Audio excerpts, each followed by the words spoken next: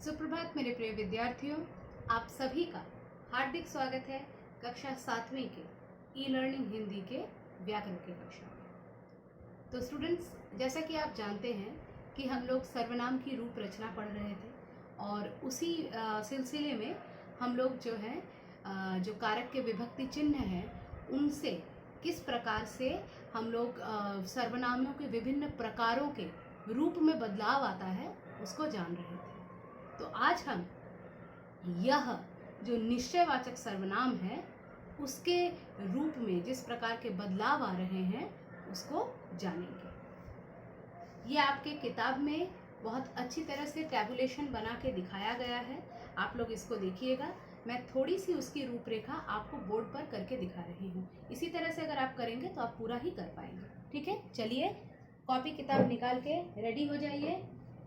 पृष्ठ संख्या 141 निकालिए, 141, पेज नंबर 141 निकाल लीजिए और लिखिए यह, इसको इखरे उद्धरण चिन्ह के अंदर रखिए।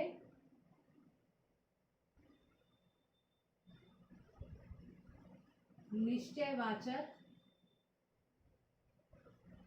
यह निश्चयवाचक सर्वनाम। मैं पृष्ठ संख्या मिटा रही हूँ, उम्मीद है आपने नोट कर लिया है या आपने निकाल लिया है वही पेज।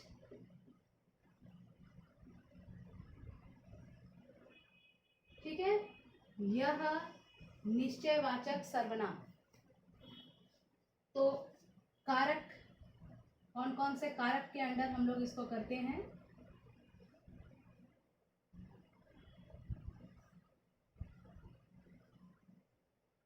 कर्ता, कर्म, करण,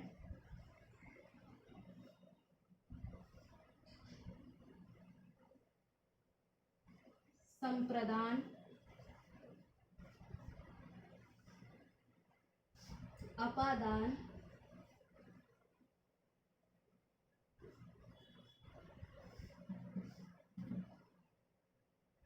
संबंध,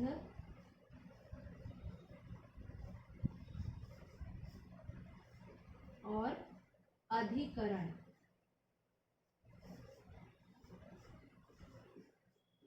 ठीक है, इन कारकों के अंडर हम इसको पढ़ेंगे। अब कारक, उसके बाद उसके एक वचन का रूप, एक वचन का रूप और उसके बहुवचन का रूप।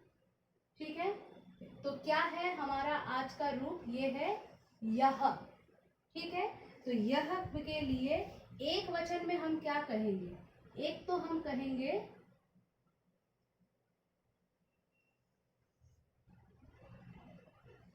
यह, और हम क्या कहेंगे? कर्ता का सिंबल क्या है? कर्ता का विभक्ति चिन्ह क्या है? कर्ता ने।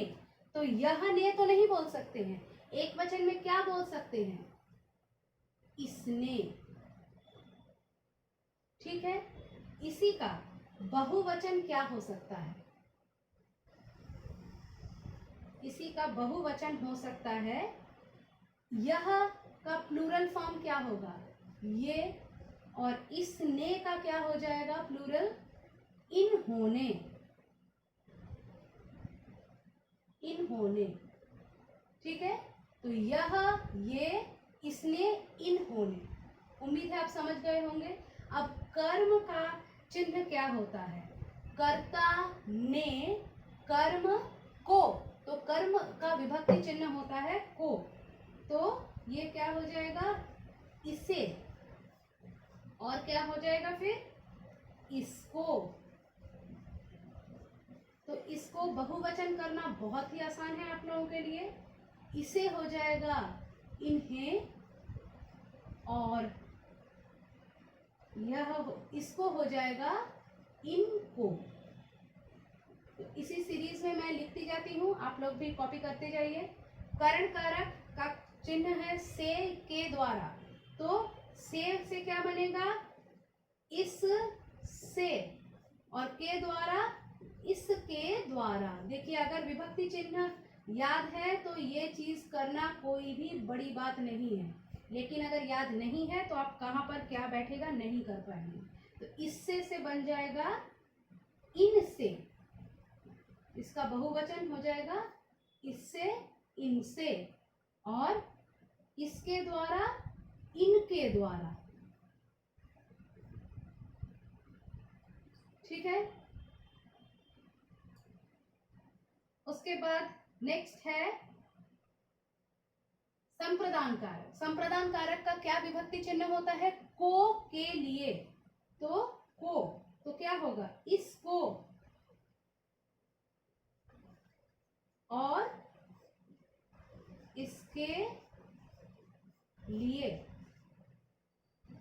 इसको और इसके लिए। आपके किताब में लिखा है, यदि समझ में नहीं आ रहा है तो वहां से भी देख कर लिख सकते हैं।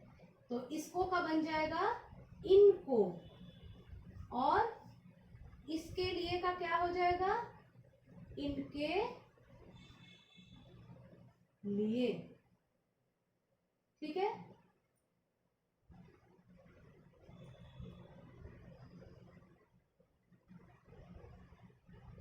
इनके लिए। ठीक है। इसी तरह से अपादान में भी से होता है, लेकिन अलग होने के सेंस में। तो अपादान के लिए क्या होगा? इससे। यहां पर भी इससे था, यहां पर भी इससे है, इसलिए हम ब्रैकेट में लिख देंगे अलग होना। यहां ये अलग होने के सेंस में यूज हो रहा है। ठीक है। तो ये इससे हो जाएगा इनसे।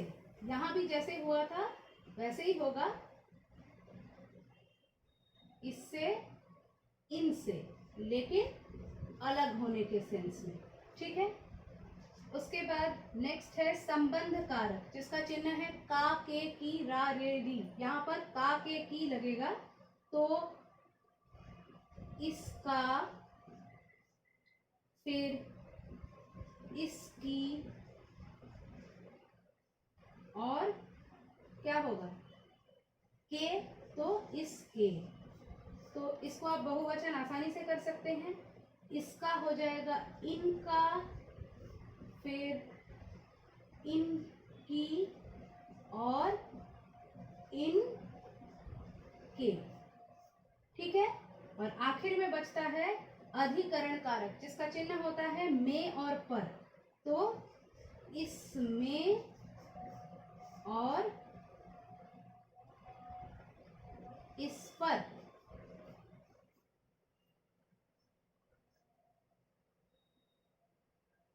तो इसमें का क्या हो जाएगा बहुवचन?